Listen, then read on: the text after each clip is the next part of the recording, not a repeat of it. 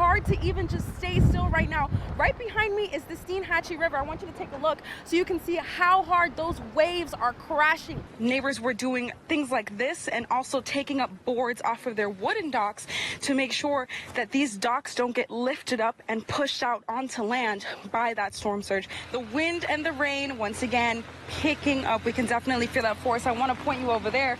Oh no, not a car driving on the road. You guys should not be on the road. You need to be hunkered down. Just a few moments ago, I saw them take a dog out of that car, meaning somebody smashed their car on the tree and left their dog in there. What were you feeling when you heard that sound? He made a decision to take a shower before he headed out there, and that miraculous decision saved his life. We are learning more about the victims from Thursday's shooting right here on Florida State University grounds, including the 2 people who lost their lives to this deadly attack. Vigils continue as community members lean on each other to move forward. The lines outside the TSA security checkpoint practically non-existent, and that is quite the contrary to the situation from earlier this morning. That's because the machines you're looking at, both of them were down. People here at the airport tell me that around 7 a.m. this morning, the lines here reached near the entrance of the airport. When we got here 4 p.m. yesterday, sleet started picking up, and that's when we started seeing icicles. Look at these icicles hanging down from this car right now.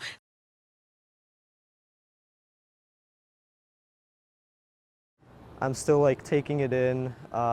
It hasn't fully processed yet, I think, but this is like a major event that should never happen on a university campus. Students and staff left in shock just moments after shots were fired at Florida State University. I was just minding my own business, replying back to an email to one of my students, and I ended up heard a pop going on right outside. Someone running, shouting, they're shooting, they're shooting, they're shooting. I heard the sirens, I saw the police going, I saw people running like crazy, and somebody yelled, "Get back in here." Chilling testimony from those who were close enough to see or hear the chaos that unfolded Thursday afternoon. The law enforcement officers there. Our cameras were rolling as law enforcement officers swarmed campus, diverting hundreds of students and staff towards Tennessee Street and onto buses. It's crazy.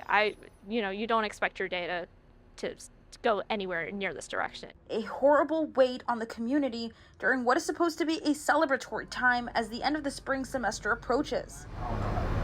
One student telling me off camera he was planning to head to the student union, but was delayed by a last-minute decision to take a shower, saving his life. It certainly helps put in perspective how precious life is and how we don't take things for granted.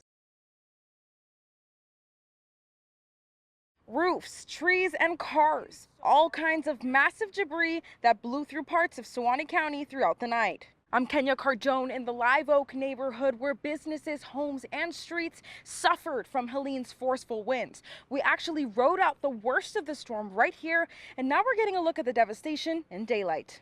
The wind was blowing so hard that it knocked a sign over and hit a business there, and that caused it to shatter the window. Hours after Hurricane Helene unleashed its power on Live Oak, neighbors are touring the damage and getting to work. Absolutely everywhere. It's not safe to be outside because that. I stuck it out in the downtown area for the roughest part of the night when brutal winds sent debris flying everywhere. A massive tin roof that just must have blown off a nearby business or home and came crashing through. In daylight, we get a clear view of all the power lines, roof material, and tree debris scattered across town. You know, there's not a lot of things that scare me.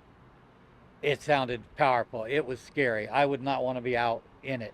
Yet he was. Martin Stewart is a Live Oak neighbor who checked on us as he was hunkering down from inside one of the nearby businesses. For a long time, we didn't feel it. There was very little rain, and then all of a sudden we could feel the gale force winds, and it was strong. It's more overwhelming, I'd say, for a hurricane than a tornado. Norman Smith tells me he rode out the storm in Perry and was making his way through Live Oak on Friday, where he says he saw devastation at almost every corner. It's more overwhelming when you keep driving forever and you just see damage and it feels like it just never ends. Inflated water barriers seem to have done the trick in keeping businesses from flooding the way they did after Hurricane Debbie. But it appears Helene's catastrophic winds stole the show this time. What's next for the town? I guess we're going to have to rebuild like we always do, and just hope and pray that there's not another one. Early Friday morning around midnight, Suwannee County Sheriff's Office posted on Facebook that there were reportedly 100% outages throughout Suwannee County. In Live Oak, Kenya Cardonne, ABC 27.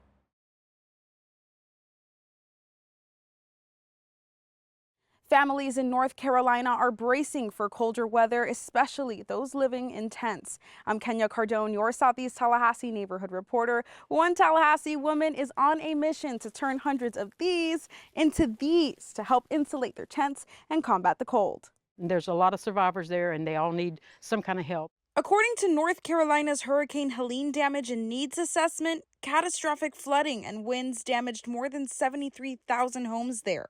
As recovery continues, the community will soon face another obstacle, a drop in temperatures, which poses a big risk for neighbors there sleeping in tents. My imagination just goes wild thinking about that. That's got to be a miserable existence. Helping from hundreds of miles away is Tallahassee neighbor Susan Denham, putting in hours upon hours of weaving and braiding to make mats out of plastic bags. There's a lot of pulling and straightening. It's a technique that has been used for years to help people sleeping in tents retain body heat and prevent moisture from seeping through during the winter. It's very warm. I mean, my hand is sweating right now underneath this thing. Each mat is made up of at least 500 to 600 bags. And with temperatures looking to drop in North Carolina by next weekend, she needs her fellow neighbors to step up with lots of plastic bags and manpower.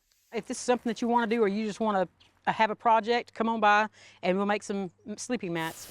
And it really is super easy to do. I mean, I've never knitted or crocheted anything in my life, but with some help from my friend here and a little repetition, I'm starting to get the hang of it. Her plan stemmed from social media posts made by people in North Carolina asking for plastic bags for the same reason. Susan wanted to pitch in efficiently. The idea is to make them here at home and send them there so those ladies can have some relief and get some rest, or go do some of the other things that they can do that we can't because they're in the vicinity. It's a project she wants to carry out for the entirety of the winter season to let North Carolinians know that they are not alone.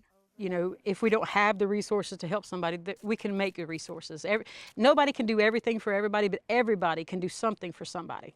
Now, if you don't have the plastic bags or the weaving time to spare, you can also help with the process of getting these mats up there to North Carolina. Susan is looking for any local relief groups, any churches, or just any neighbors who are willing to help transport or ship these mats up there. In Southeast Tallahassee, Kenya Cardonne, ABC 27.